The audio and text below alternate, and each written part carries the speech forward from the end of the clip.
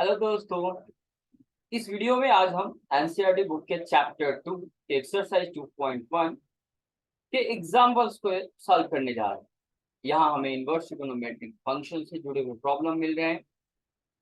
ठीक है, तो चलिए बारी बारी से एग्जांपल्स को सॉल्व किया जाए, देखा जाए आंसर क्या आ रहा है। और ये क्वेश्चन है एग्जाम्पल नंबर 1 हमारे से। यहाँ हमसे principal value of sine inverse 1/√2 दिया है।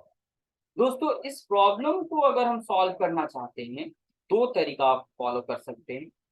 फर्स्ट ये कि डायरेक्ट इसके प्रिंसिपल वैल्यू रेंज को जानेंगे और उसके आधार पर एक छोटा सा प्रश्न खुद से करके इसके जवाब को दे सकते हैं। और ये ऑब्जेक्टिव टाइप क्वेश्चन के लिए बड़ी इंपॉर्टेंट तरीका है। जैसे हम कहना ये चाह रहे हैं कि साइन इनवर्स 1/√2 का अगर वैल्यू बताना है, तो सबसे पहले इस साइन इनवर्स का प्रिंसिपल वैल्यू रेंज पता कीजिए। साइन इनवर्स यानी साइन इनवर्स 1/√2 जो होगा वो किसके बराबर है।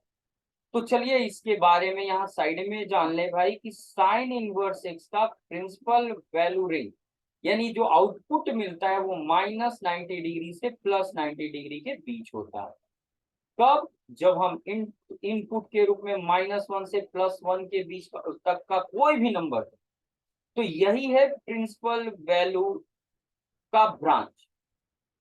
तो हमसे पूछा गया कि साइन इनवर्स 1/√2, जाहिर सी बात है इनवर्स एक एंगल को रिप्रेजेंट करता है, तो ये इसका आंसर क्या होगा हमें इसी इंटरवल से ढूंढ कर बताना है भाई।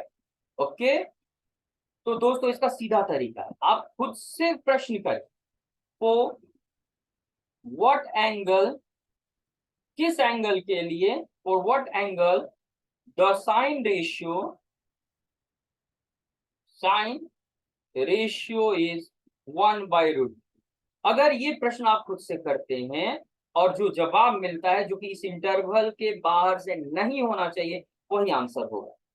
यानी साइन, किस एंगल के लिए साइन का वैल्यू 1/√2 होता है, यानी साइन रेशियो 1/√2 होता है। तो सीधा जवाब है 45 डिग्री। और इस प्रकार से आसानी से इस प्रॉब्लम को सॉल्व करें। ये पहला तरीका। क्या करना है, जब भी ऐसा मिले तो खुद से पूछिए कि भाई जो भी यहाँ इनवर्स फंक्शन है उसका ट्रिगोनोमेट्रिक फंक्शन का ये दिया गया रेशियो जो कि यहाँ ब्रैकेट के अंदर है, वो किस एंगल के लिए होता है। जो जवाब मिलेगा वो सामने रहेगा। ओके, सेकंड रास्ता। दूसरा तरीका, पूरे प्रोसेस से ये बात पता लगाना कि हाँ ये एंगल क्या होगा। इसके लिए हमें क्या करना होता है, इसको थीटा मानना होता है और ट्रिगोनोमेट्री फॉर्मेट में इसे बदलना होगा। बदलने पर क्या मिलेगा, साइन थीटा इक्वल्स 1/√2। ये कैसे हुआ भाई, तो जैसा कि हम जानते हैं कि अगर sine inverse x equals y हो और हम इसे ट्रिगोनोमेट्रिक फॉर्मेट में लिखना चाहें, जो कि बाय डेफिनेशन लिख सकते हैं, इसके लिए इनपुट आउटपुट अदला बदली हो जाती है। देखो ये साइन इनवर्स का इनपुट एक्स है, ये आउटपुट हो जाएगा, और ये आउटपुट है तो ये इसका इनपुट बन जाएगा ट्रिगो फंक्शन में जैसे ही जाएंगे, उसी आधार पर ये चेंज आया है। अब चूंकि हमारा जो ये थीटा है, इसके बारे में जरूर लिखें कि इनवर्स के लिए थीटा माना गया है, तो थीटा हमारा बिलोंग करेगा -π/2 से +π/2। ये प्रिंसिपल वैल्यू ब्रांच आपको पता होना चाहिए, याद होना चाहिए, तब काम होगा। अगर इसे क्वाड्रेंट के हिसाब से समझा जाए तो -90 से +90 का जो ये इंटरवल है, जीरो के रेस्पेक्ट में ब्रेक करने पर जीरो एक्स एक्सिस के पॉजिटिव साइड पर आता है, तो जीरो से +90 डिग्री फर्स्ट क्वाड्रेंट और जीरो से -90 डिग्री सेकंड क्वाड्रेंट आता है। फर्स्ट क्वाड्रेंट में कोई भी ट्रिपल रेशियो पॉजिटिव होता है, और फोर्थ क्वाड्रेंट में साइन का साइन जो होता है वो नेगेटिव होता है। तो यहाँ पॉजिटिव वैल्यू मिला है, इसलिए फर्स्ट क्वाड्रेंट में आंसर होगा। तो फर्स्ट क्वाड्रेंट में कौन सा एंगल है जो साइन रेशियो 1/√2 देता है। तो जवाब तो बड़ा सिंपल है, क्या है भाई, साइन 45 डिग्री यानी π/4। और इस प्रकार से थीटा हमें मिल गया π/4। इस तरीके को फॉलो कीजिए और आराम से जवाब दीजिए प्रॉब्लम। चलिए नेक्स्ट क्वेश्चन के सॉल्यूशन को देखते हैं। ये रहा, फिर से हमें प्रिंसिपल वैल्यू को पता करना है। किसका पता करना है भैया, इस बार कॉट इनवर्स ऑफ -1/√3 का पता कर। समझा जरा जरा साइड में कि कॉट इनवर्स एक्स जो है, कॉट इनवर्स एक्स, इसका प्रिंसिपल वैल्यू ब्रांच क्या होता है, तो ये ओपन इंटरवल 0 से पाई यानी 0 डिग्री से 180 डिग्री तक होता है। ओपन इंटरवल यानी 0 नहीं मिलेगा, 180 नहीं मिलेगा, उनके बीच का कोई भी एंगल मिलेगा। जबकि इनपुट में कोई भी रियल एंगल दे सकते, वैल्यू दे सकते हैं, आउटपुट बस इसी ब्रांच में मिलेगा, बाहर नहीं। ठीक, ये हो गया पहला। दूसरा, अगर हम इसे सॉल्व करना चाहते हैं तो पिछले प्रॉब्लम के सॉल्यूशन की तरह इसे दो रास्तों से सॉल्व कर सकते। पहला डायरेक्ट, ठीक है, कैसे? इसके लिए कुछ तरीके अपनाने पड़ेंगे। जैसे कॉट इनवर्स -1/√3 को पता करना है तो पहले माइनस पे काम किया जाए। माइनस पे कैसे? तो एक फॉर्मूला है, कहता है कि अगर कॉस्ट को नेगेटिव इनपुट दिया जाए तो इसको हम बदल सकते हैं पाई माइनस कॉट इनवर्स उसी का पॉजिटिव इनपुट। यानी अंदर से माइनस हटाइएगा तो बाहर पाई माइनस आ जाएगा और कॉट इनवर्स अंदर से माइनस हट जाएगा। ये फॉर्मूला में माइनस सीधे बाहर नहीं आता है, पाई के साथ आता है, और ये तभी लागू होता है जब 0 से पाई का इंटरवल हो।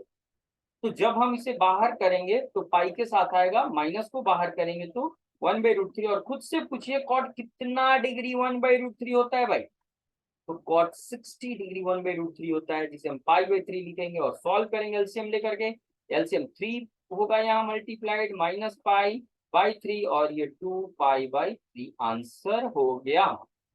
अगर दूसरे रास्ते से हम इसे सॉल्व करना चाहते हैं तो फिर से वही काम, इसे थीटा मानिए, -1/√3 थीटा हो गया। देन ट्रिगोनोमेट्रिक फंक्शन में बदलिए, इनपुट आउटपुट अदला बदली हो जाएंगे, कॉट थीटा बराबर -1/√3 हो जाएगा।